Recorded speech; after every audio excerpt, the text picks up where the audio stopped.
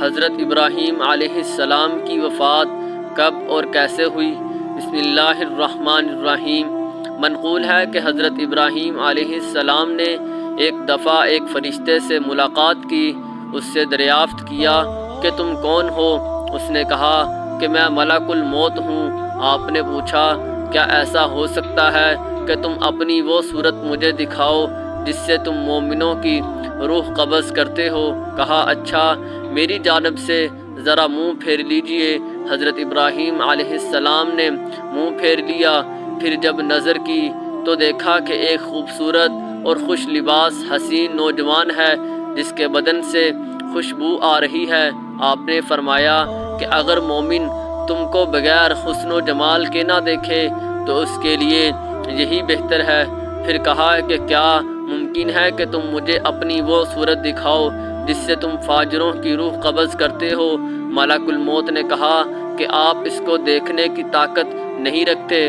حضرت ابراہیم علیہ السلام نے کہا میں دیکھ سکتا ہوں۔ کہا بہتر ہے کہ میری جانب سے آپ منہ پھیر لیجئے۔ تھوڑی دیر کے بعد جب حضرت ابراہیم علیہ السلام نے نگاہ کی تو ایک مرد سیاہ شکل سیاہ لباس میں دیکھا جس کے بال جسم پر کھڑے ہیں اور بدبو آ رہی ہے اور اس کے منہ اور ناک سے آگ اور دھواں نکل رہا ہے۔ بس حضرت ابراہیم علیہ السلام بے ہوش ہو گئے۔ جب ہوش آیا تو ملک الموت صورت اول میں نظر آئے۔ فرمایا اے ملک الموت اگر فاجر تم کو اسی صورت میں دیکھے تو اس کے عذاب کے لیے یہی کافی ہے۔ حضرت امام جعفر صادق رحمہ اللہ سے منقول ہے کہ رسول خدا صلی اللہ علیہ وسلم نے فرمایا کہ حضرت ابراہیم علیہ السلام کی عمر 175 سال کی تھی۔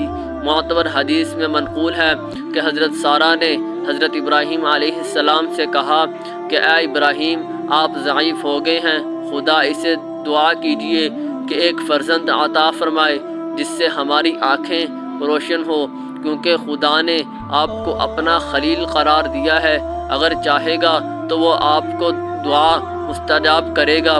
حضرت ابراہیم علیہ السلام نے خدا سے دعا کی کہ ان کو ایک فرزند عطا فرمائے۔ خدا نے ان پر وحی فرمائی کہ ہاں ایک عقل مند لڑکا تمہیں عطا کروں گا۔ ابراہیم علیہ السلام اس خوشخبری کی 3 سال تک منتظر رہے۔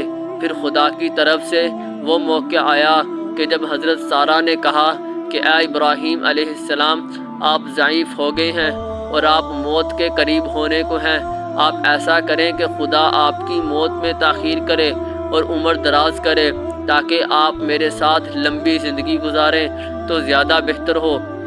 ابراہیم علیہ السلام نے خدا سے سوال کیا جیسا کہ حضرت سارہ نے التماس کی تھی کہ حق تعالیٰ نے ان کو وحی کی ایک جس قدر چاہو تم کو زندگی عطا کر دوں۔ حضرت ابراہیم نے حضرت سارہ کو خبر دی۔ انہوں نے کہا خدا سے دعا کیجئے کہ جب تک آپ خود موت کے طالب نہ ہو آپ کو موت نہ آئے۔ ابراہیم علیہ السلام نے دعا کی اور حق تعالیٰ نے مستجاب فرمائی۔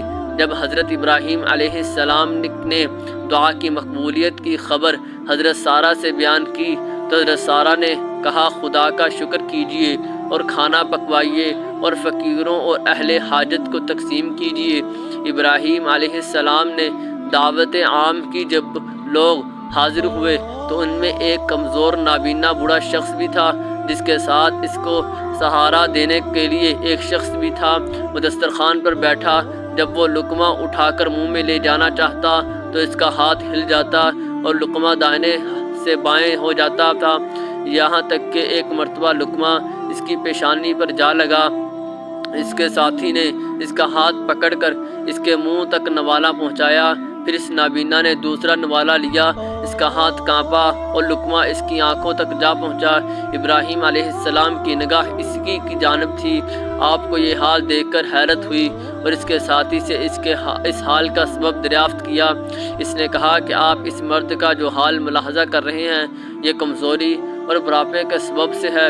ابراہیم علیہ السلام نے اپنے دل میں سوچا کہ میں بھی اگر بہت بوڑھا ہو جاؤں گا تو اسی مرد کی طرح ہو جاؤں گا۔ پھر آپ نے دوبارہ خدا سے دعا کی کہ خداوند میری موت کا وہی وقت بہتر ہے جو میرے لیے پہلے تو مقرر کر چکا تھا، کیونکہ اس حال کا مشاہدہ کرنے کے بعد مجھے زیادہ عمر کی ضرورت نہیں ہے۔